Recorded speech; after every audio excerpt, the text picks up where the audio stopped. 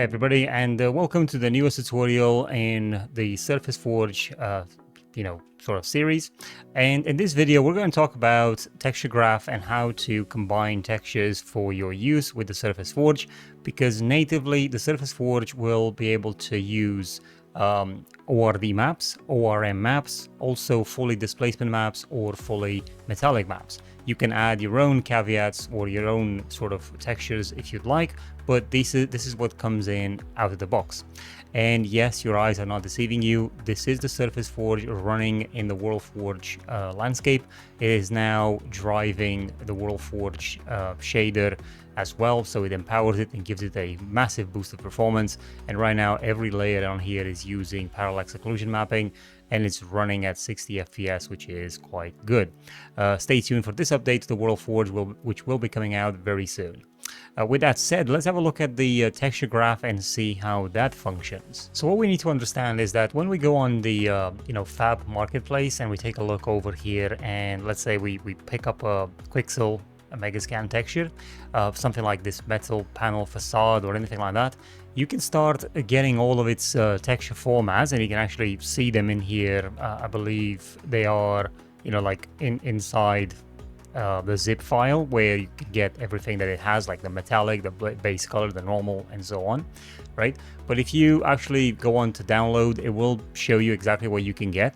And a lot of times you're not going to be able to get your textures in a packed format. So there'll be, like, for example, in here, it tells me what all the formats, all the format types are. I could click onto the onto here to download it, right? And then I can, I don't know, I'm just gonna save it. Let me just bring that panel over. I can save it sort of like maybe in my downloads folder or something. It doesn't really matter. I'm just gonna put it to save, and then if I open this, right, and now I can right click and then show 7-zip and extract it. And then if I enter the folder, you'll notice in here that I have multiple textures such as ambient occlusion, base color, bump, cavity, displacement, and so on. Now, if you use each of these individually, then you're going to waste a lot of VRAM, video RAM, because you're going to have the base color, which is going to have to be on its own, sort of layer or texture set. Sorry, you're going to have the normal, which is going to be on its own as well. But then things like the ambient occlusion, displacement, and roughness, for example, these could be on one texture set, which means that you're going to use one texture to supply 3 different information. And this is very important because you're going to have a lot of these textures that come in like that. And if you go over into Unreal Engine, you go over into Edit, Plugins, and then type in Texture Graph. If you don't have it enabled, enable it. But this type of plugin will allow you to combine those textures together to create those texture sets like I've told you. Now, what's very important here to note is that the texture graph is only available in Unreal Engine 5.5 and above. So if you don't see it, that's why.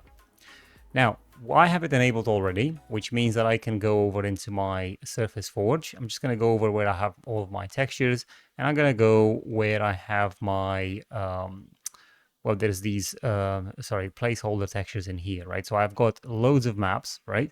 But I've got base color, height, metallic, normal, ORD, right? So this is going to help me. Because a metallic is going to be something that sort of like stands out, right? I can right click and then go over into textures, and I can create a new texture graph. And this is only visible if you have the texture graph plugin enabled. So I can call that TG test, _test. And I can double click it, and this will open the texture graph. Let me just hopefully bring it over to my screen, but this is always a tricky bit for me because of these multi-screens that I've got. Right, okay, so I'm just going to drop it in here like that. Now here's the thing. In here you have an output, and you can add all sorts of inputs. So if I want to combine, let's say this metallic, right, with this height, so I don't have a roughness, I just have a metallic and height, then I can go in here and type in combine channels.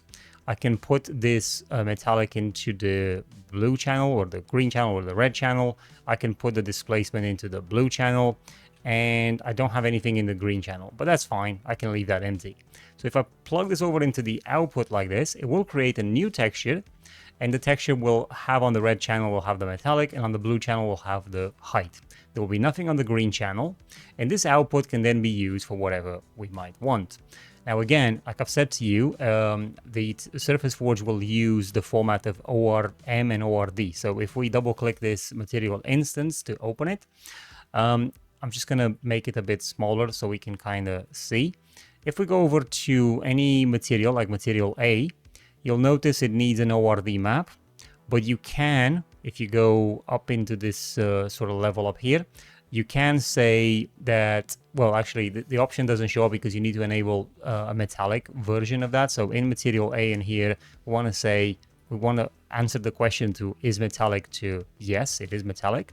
And if we have a look over here, we can now, play around with the metallic override. So you can change the value on the metallic here if you want to make it more metallic or not.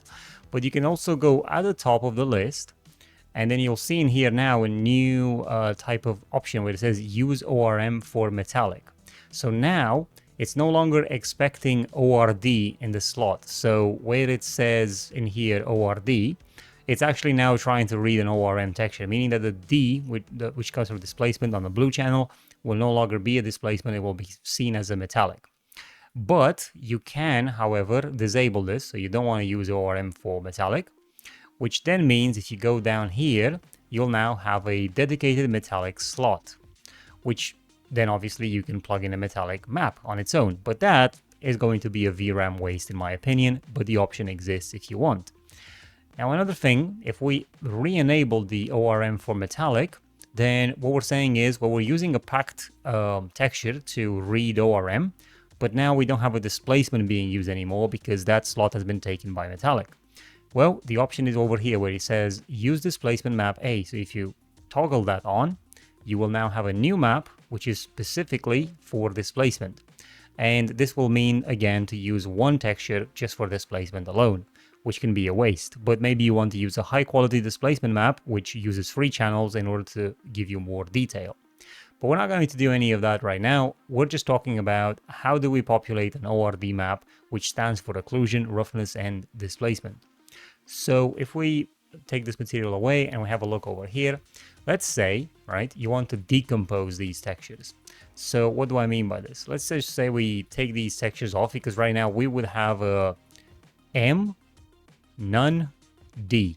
So it would be MD. This would be an MD texture, a metallic displacement texture. But let's say we disable these, and instead let's say, well, I have an ORD here and I want to use it, but this ORD already has, it's already got 3 channels of information. If we actually double click this, we will be able to see that.